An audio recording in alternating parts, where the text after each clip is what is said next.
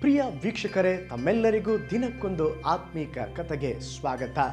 ಈ ದಿನದ ಕತೆ ಕಾಲೋ ಅಥವಾ ಬಾಲವೋ.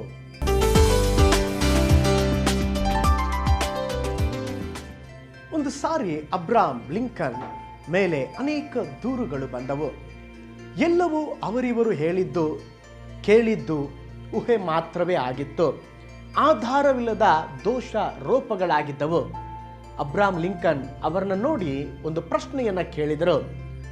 ಒಬ್ಬನು ನರಿಯ ಬಾಲವನ್ನ ಕಾಲು ಎಂಬುದಾಗಿ ನೆನೆಸಿ ಆ ನರಿಗೆ ಎಷ್ಟು ಕಾಲು ಇದೆ ಎಂಬುದಾಗಿ ಕೇಳಿದ್ರೆ ಎಷ್ಟು ಇರಬಹುದು ಎಂಬುದಾಗಿ ಕೇಳಿದಾಗ ಅಲ್ಲಿ ಇದ್ದಂಥ ಎಲ್ಲ ಜನರು ಹೇಳಿದರು 5 ಎಂಬುದಾಗಿ ಹೇಳಿದರು. ಅದಕ್ಕೆ ಅಬ್ರಹಾಂ ಲಿಂಕನ್ ಹೇಳಿದರು, ಇಲ್ಲ, ನರಿಗೆ ಇರುವುದು 4 ಕಾಲುಗಳು ಮಾತ್ರವೇ.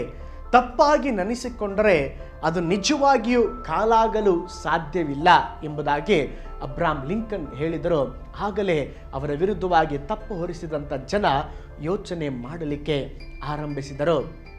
ಪ್ರಿಯ ದೇವರ ಜನರೇ, ಒಬ್ಬನು ಕ್ರೈಸ್ತ ಕುಟುಂಬದಲ್ಲಿ ತಾನು ಹುಟ್ಟಿದ್ದರಿಂದಲೇ ತಾನೊಬ್ಬ ಕ್ರೈಸ್ತನು ಎನಿಸಿಕೊಂಡರೆ ಅದು ಊಹೆ ಮಾತ್ರ, ಅದು ನಿಜವಲ್ಲ. ಸಭೆಯಲ್ಲಿ ಭಾಗಿಯಾಗಬಹುದು, ಆಲಯಕ್ಕೆ ಕಾಣಿಕೆ ಕೊಡಬಹುದು, ಇವೆಲ್ಲವೂ ಅವನು ನಿಜ ಕ್ರೈಸ್ತನೆಂಬುದಕ್ಕೆ ಕಾರಣವಲ್ಲ. ವಿವಾಹ ಮತ್ತು ಹುಟ್ಟು ಸಾವುಗಳ ಹಕ್ಕುದಾರನಾದ ಮಾತ್ರಕ್ಕೆ ಯಾರು ಕ್ರೈಸ್ತರಾಗಲಿಕ್ಕೆ ಸಾಧ್ಯವಿಲ್ಲ.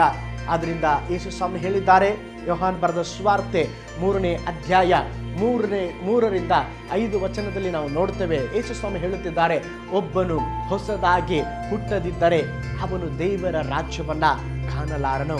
ಒಬ್ಬನು ನೀರಿನಿಂದಲೂ ಆತ್ಮನಿಂದಲೂ ಹುಟ್ಟದಿದ್ದರೆ ಪರಲೋಕ ರಾಜ್ಯಕ್ಕೆ ಸೇರಲಾರನು.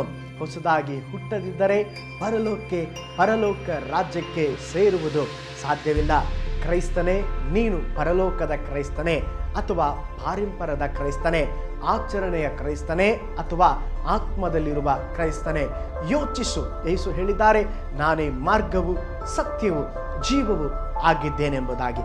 ಹಾಗಿರುವುದಾದರೆ ನಿಜ ಕ್ರೈಸ್ತರಾಗಿ ಜೀವಿಸೋಣ, ಕರ್ತನ ನಾಮವನ್ನ ಮಹಿಮೆ ಪಡಿಸೋಣ. ಮತ್ತೊಂದು ಆತ್ಮೀಕ ಕಥೆಯಲ್ಲೇ ನಿಮ್ಮನ್ನ ಸಂಧಿಸ್ತಾನೆ ನಿಮ್ಮ ಸಹೋದರ ಪೌಲ್ ಜಾಯ್. ಶುಭ ದಿನ.